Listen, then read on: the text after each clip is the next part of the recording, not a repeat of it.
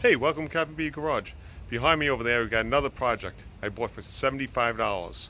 We're gonna see if we could restore it, flip it, do something with it.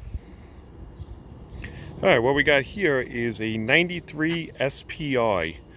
It's in pretty bad shape. Like I said, I bought for $75. Clean title, everything's clean. The guy just didn't know what to do with it. He said the carbs were dirty. He tried rebuilding it, didn't have the time, and just wanted to let it go, and just sat there. It's got the 587 engine in it. The carbs he already took out to rebuild, so I just got them in a Ziploc bag somewhere.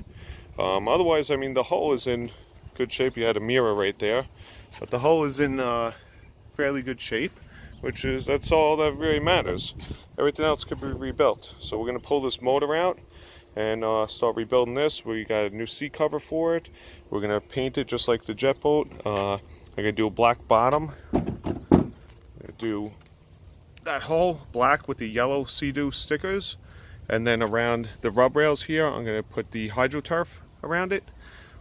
Clean up the top, remove all the stickers, paint the cowl. I'm going to paint this yellow, and the seat cover is going to be yellow and black trim. So let's start pulling the motor. Alright, so when you pull the motors, the first thing you want to do is you want to get all the excess stuff out of the way.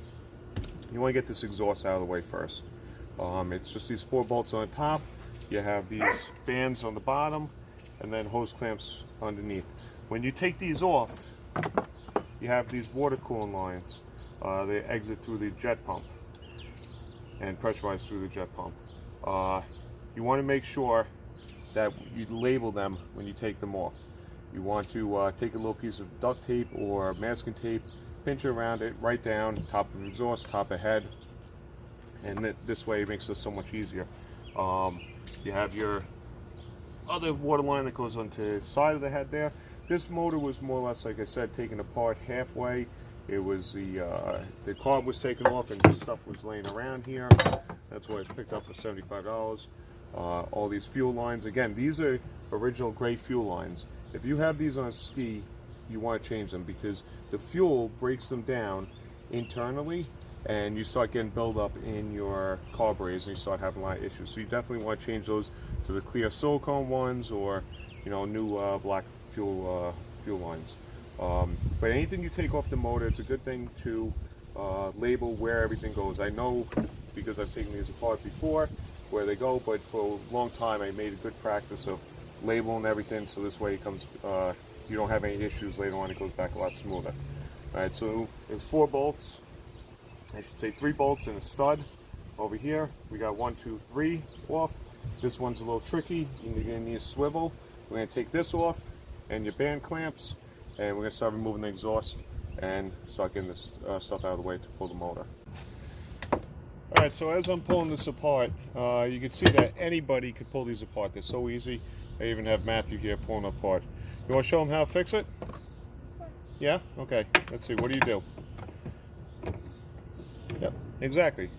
That's what I'm talking about. See, anybody could do it. Alright, so after I pulled these out, you have 1 more bolt that holds the exhaust to the side of the engine. To make a little more room, I started pulling off the exhaust. Those band clamps connect this, alright, from as your resonator goes around to this, and then it goes out to the water box. So we take this out, and then we're going to take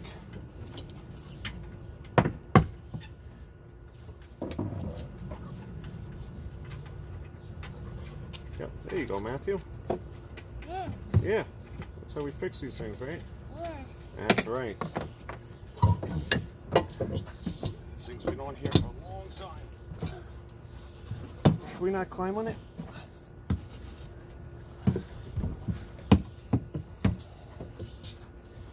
Matthew?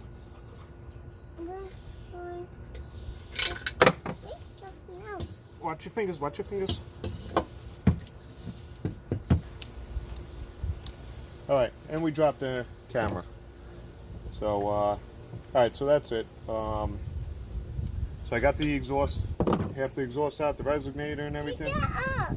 What? Pick that up. Pick that up? Pick what up? What am I picking up? That. Oh, he's may remind me I dropped my screwdriver in there, so we have to pick that up. Okay, so that's pretty much it. Screwdriver. That's right, that is a screwdriver. And a lot of these earlier models, they didn't have a plug for your magneto in the front here. So I usually just clip them and then I'll crimp on a plug or make a plug. This way it goes in a waterproof plug. You know, otherwise you're getting into the whole thing. You gotta go into the NPM box and disconnect everything. It's a real pain. So I end up doing this. On the other models, the 657, 657X, 717, they just have that gray plug they detach it from. This doesn't have it, so I just clip it, give myself enough room, and I'll attach the wires later on. So that's it. As I was noticing, I was going to pull the bolts out for the cradle. These motor mounts are shot. So with that all bolted, I can lift this motor up and down. So I get this out of here. So we're just going to continue disconnecting this. I have the bolt on the side here where I'm just going to tilt the motor to the side and get that bolt there, and then it's ready to come out. We'll just muscle this thing right out. Another quick tip I forgot to mention is when you're disconnecting all these lines, you have your oil lines that go into your oil injection pump, and you have two lines that go from your oil tank. They're bigger lines that go to the oil tank to the bottom of the crank.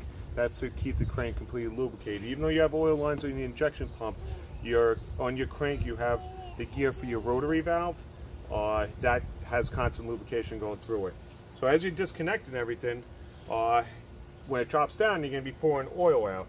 So what I do is, if I can find it, there it is I take a little zip tie, this is a bigger zip tie, pinch it over,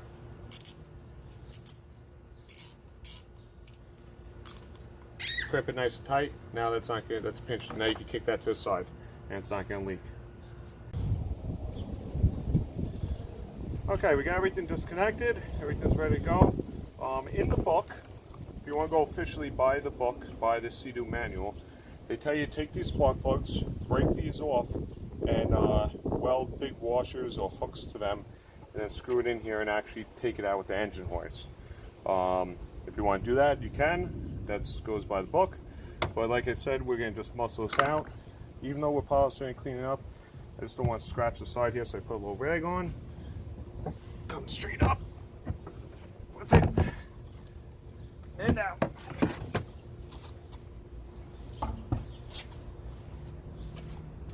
That's it.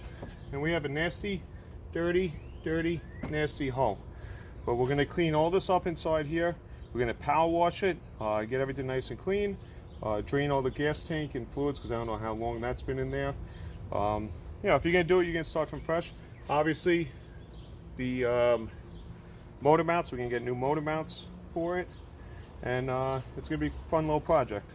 I think that's pretty much it. Also, let me grab the camera here. While it's open, you want to inspect everything. If you look here, that's your steering cable. I don't know if you can see, but it's all rotted and rusted and split. See right there, it's split. So that's going to eventually seize up and you're going to have bad steering. So now, when everything's out of here, you might as well change that out while it's free and clear. All right? Until next time, we'll probably rebuild the motor and start polishing this up. So I'm removing all these graphics here, the tread. We're going to put some hydroturf in there, get that out, and probably change, if you could do everything for another 30-40 bucks, you change the fuel shutoff switch, get that new. Yeah, we're going to get everything new with these buttons and stuff like that. We're going to restore this pretty nice. So I'll show you what it's like for a $75 jet ski, how to restore it and make it look decent and be proud of it. All right, till next time, thanks.